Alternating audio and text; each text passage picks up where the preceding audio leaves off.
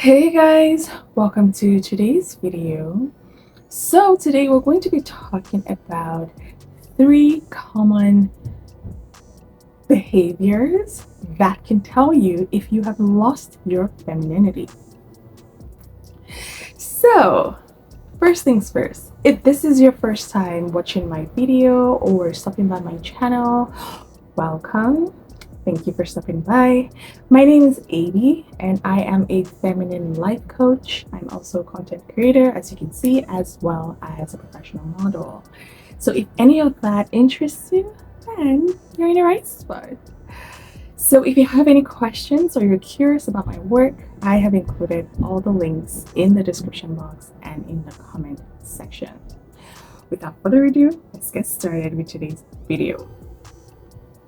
So when I think back into the times where I had been embodying overdriven masculine energy and I had lost my femininity, there are certain behaviors and attributes that I was putting out in the world. And I see this now amongst, masculine overdriven women that I see, and I'm able to recognize it. I'm like, yes, you. And one of the very first things that I noticed about a woman when she's lost her femininity is the incessant need to control things. The need to always be in control of every situation. Now, is it healthy to want to make sure that you do the best that you can with the resources that you have to make the best outcome, to have the best outcome? Yes, it's very healthy. However, life happens and there's certain things that you would notice that are beyond your control. Like it's just called life. Now, where the masculine overdriven woman comes in is that she's going to try to manipulate the situation so she can get the outcome that she wants. So she tries to control everything, including the outcome. And when you think about somebody who is in that perspective, it's not very healthy because you cannot always control outcomes. Actually, most of the time, you can only do and control yourself and do the best that you can, right? Live in the rest and knowing and believing that you get to have the best, right? But when I was in my masculine overdriven side, I wanted to not just control things, I wanted to control people. I wanted to make sure that I did things the way I wanted it to be done. I refused to receive help because people couldn't do it the way that I wanted to do it, and all of these things, right? So I say this, like, I'm going to take a step back again, is when you're in that state, you are actually operating like a man. So your brain is like, control, contain it, make sure that it's perfect, make sure that it's this, right? Especially if you're a perfectionist, oh my gosh. You are like ×2 of a controller. Okay, that's a word. You're like ×2 if you're a perfectionist. And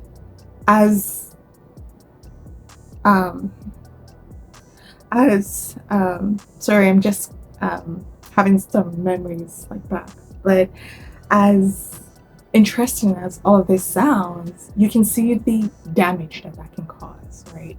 You can see how it can damage relationships with family, with friends, with anybody, because you become very, very unpleasant to be around. To be honest, you become very unpleasant, and it can also damage yourself because then you're going to be seeing yourself as having this incessant need to always want to be perfect. I talked about this in my perfectionism video.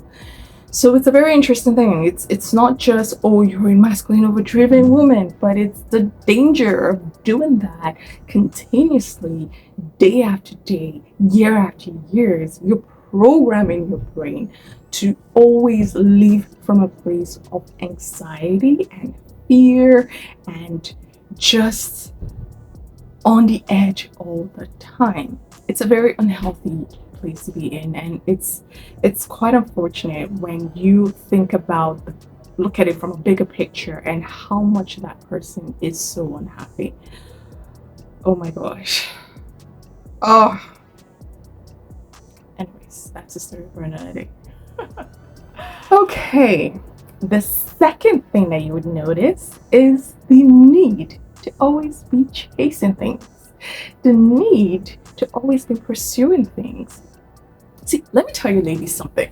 When you're in your masculine energy, like you have this drive. Masculinity gives you that drive to want to achieve things, to want to achieve goals, to on to the next one, do this, do that.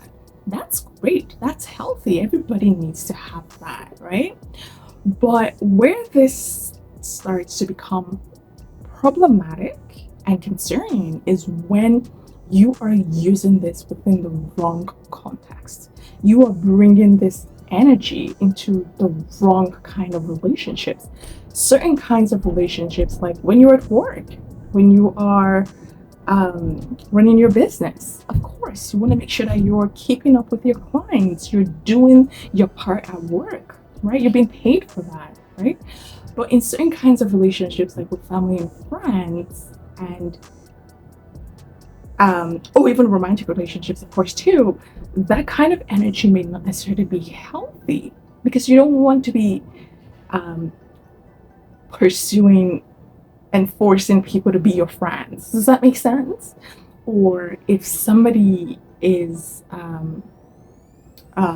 like your family, let's say your mom or your dad, like you don't want to be chasing after them. Like that doesn't even make any sense. But hey, we're gonna talk about it. Like you don't want to really bring that energy there because it's not appropriate unless the situation calls for it, right? Unless there is a need for it, then you can bring in that energy. But typically when you are outside the context of work or business and you are within family, it's not appropriate, right, to have that energy there because then you're going to cause issues. Like, you know, that family member that's just very controlling and just, you know, a little bit too masculine. You're like, whoa, stay away from me, right? You know those people. That's the person I'm talking about. More so when it's coming from a woman, it's a little bit more inappropriate because our brain has been wired to expect women to behave in a certain way. Is it fair or not? That's not what I'm talking about here. It's just what is.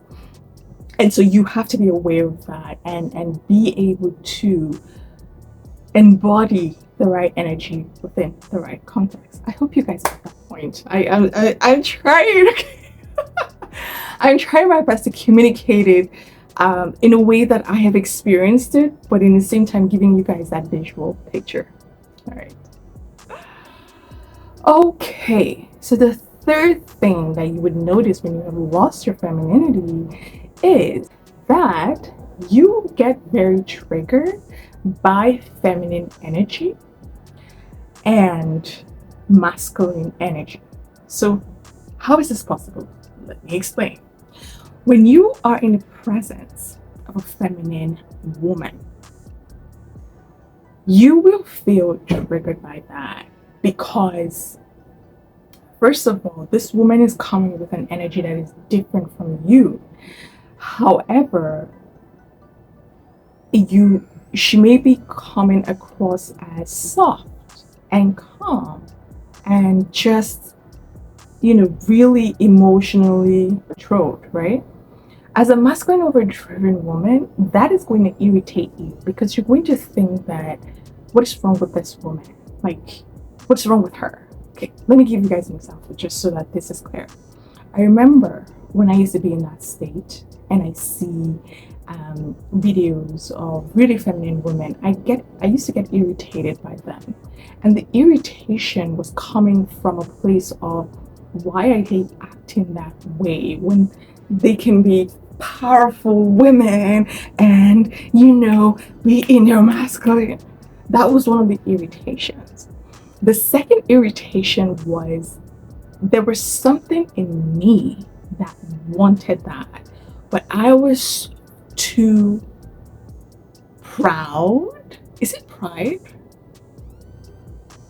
I don't think think it's pride. I think it's more so when you're in your ego, right? You're ego driven. You're so in that state that you cannot even see and receive that desire. So I don't actually think it's pride, because no, I think it's more so that your level of thinking and your mindset is so different.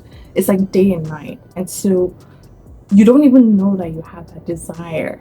The presence of the desire is what is causing that trigger.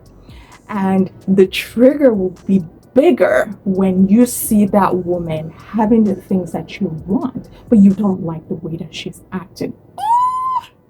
That would that used to trigger me a lot, because it would be like, she obviously has the results, but you don't like the behaviors that led to that. And you don't want to hear people talk about it. Like when I would hear femininity, feminine energy work, it just gets so annoyed and irritated. It's like, ew, right? But at the same time, one of the things that comes with that is just, you're just in a state where your mindset is different. It's completely different, and you just cannot change until you decide to. So I hope that explains that part well. Another thing that I noticed is that for me, I thought, like, when I would see, women who are playful, really enjoying their feminine fun energy, their sexy chick energy and things like that, and their princess energy, like, I would think that, why are they so unserious? I would think that, what is wrong with this woman? Can't you be serious? Can't you be serious? And thinking about it now, I think it's because, like, I was so in that do. It was always business, and just, it has to be serious and things like that. When I look at myself then and now, it's like, it's like day and night. But it's all comes with being in your overdriven energy, because masculinity will stiffen you. It makes your energy dense. Like, masculine energy resides in the head space, like here. So your whole body numbs itself out. Ladies, know this stuff. Know this stuff. So because your body is numbed out, you cannot feel things as you would if you were aware of your femininity. So it's going to cause you to miss things. Like, you would miss a lot of things. You will feel triggered, but you wouldn't know why you're feeling triggered. And the dance part of it is where the seriousness part was coming from me. At least that's how it was showing up. For some other women, that dance part of it comes out. They become very, I want to use the word businessy, but not businessy. They become very cold. Yes, they become very cold, and emotionally, they have zero emotion, so they don't display emotions. So it shows up in different ways in different women. For me, it was more so very serious, very, a bit of that not showing emotions, actually a lot in certain contexts, not showing emotions. But I think for me, it was more so the need to not show emotions, because I thought that showing emotions meant weakness, right? It's all part of the mask. Okay, ladies, let's not judge them. It's part of the mask. So when I would see feminine women who were enjoying feeling things and just enjoying their energy, of course it would trigger me, because I wanted that. I wanted to have fun. Like, I wanted to be able to enjoy life, but I couldn't feel that, because my body was numb. So that is something that you would notice. Now, another interesting aspect of the triggering is the presence of masculinity in men. Ooh, that, oh my gosh. Because first of all, it's not that, how will I put it? The thing is, when a woman who is running on masculine overdrive comes into the presence of a man who is in his masculine energy, they're going to have that power to hustle, because I feel like we as women, we express our masculinity in a way that we may not necessarily know how to use it wisely. I know I'm ruffling some feathers here. I'm gonna try to explain this better so you guys get that clarity. Let me use myself an example. So because I was embodying this overdriven energy from an unhealthy place, I felt that I had to be in control of things and I had to compete with men. This is me now.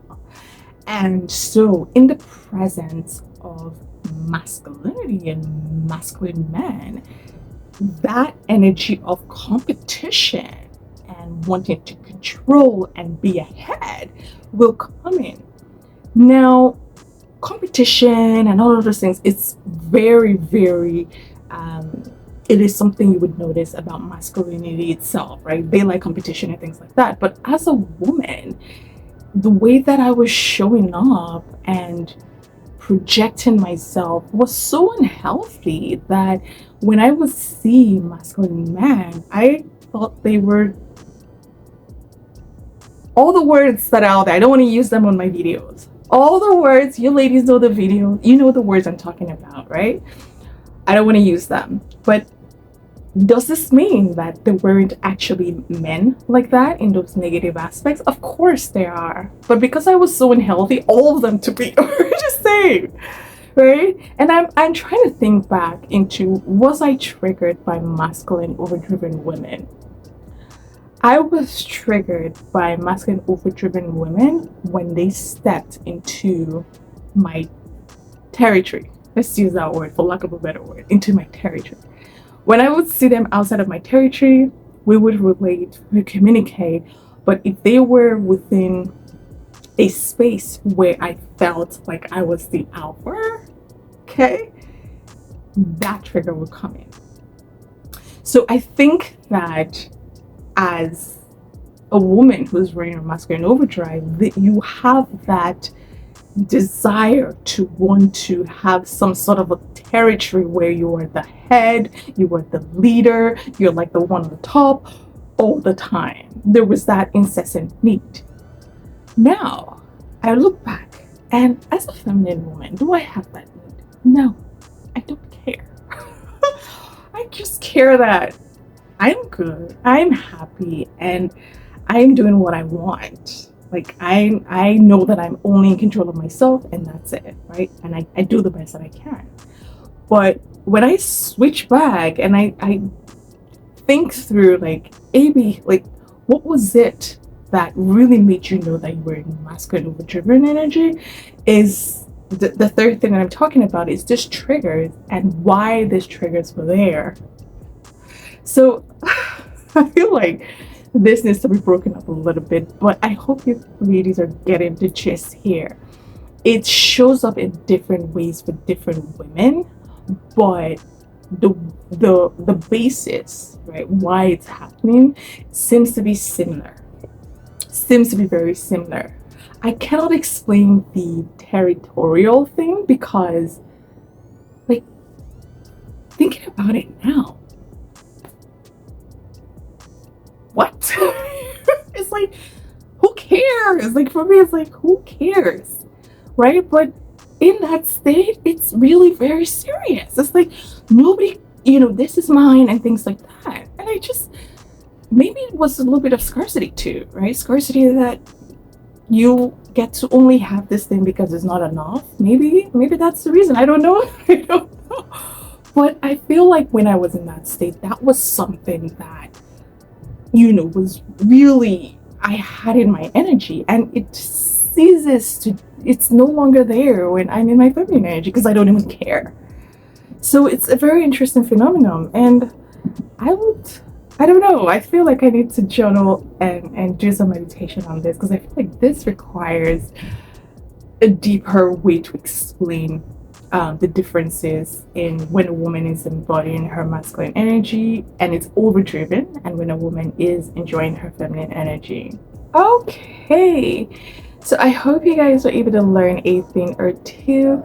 I feel like that third point, I feel like it needs to be broken further, because as I was talking, there were more things that were coming out. So the point, the trigger part, and the whys of those triggers, that needs its own separate video, and I'm going to create that. So you guys just give a little bit of time. Let me journal through it, and then I'll be back. If you are new to feminine energy, you don't even know what femininity means, or you're burned out, you're tired, and you're just like, I'm done with this world as a woman, things are super hard, why do I have to do everything myself? If that sounds familiar, I can help. I have programs where I teach you how to approach life from an ease and flow perspective, and to bring out that radiance of yours. We need to see it, okay? So if you have any questions, feel free to reach out to me. Other than that, I will see you guys in my next video. Bye.